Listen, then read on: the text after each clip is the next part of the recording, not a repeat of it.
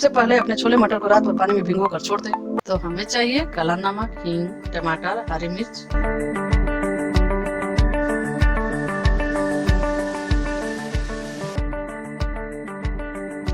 पहले अपने पेस्ट को रेडी कर लेंगे। ग्राइंडर में टमाटर, हरी मिर्च को पेस्ट तैयार कर लिए।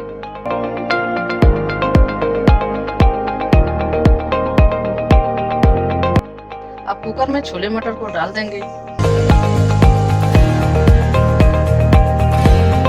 पेस्ट, काला नमक, हींग, हल्दी पाउडर, टमाटर, इन सबको अच्छे से डालकर कुकर में पानी डालें। पानी को उतना ही डालें कि नीचे चिपके नहीं, और इन सबको अच्छे से चलाकर गैस पर बैठा देंगे।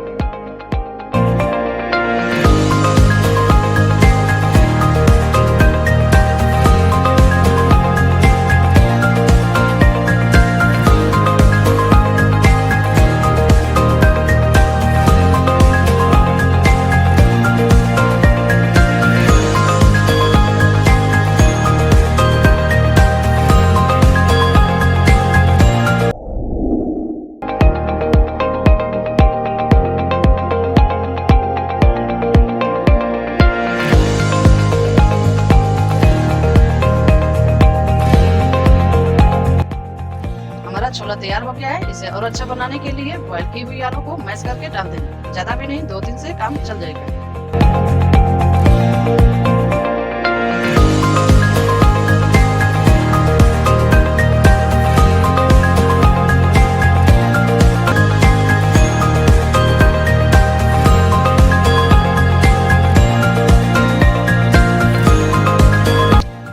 जीरा पाउडर डालकर चला लें। अब हमारा छोला रेडी है, तो चलते हैं पकौड़े की ओर।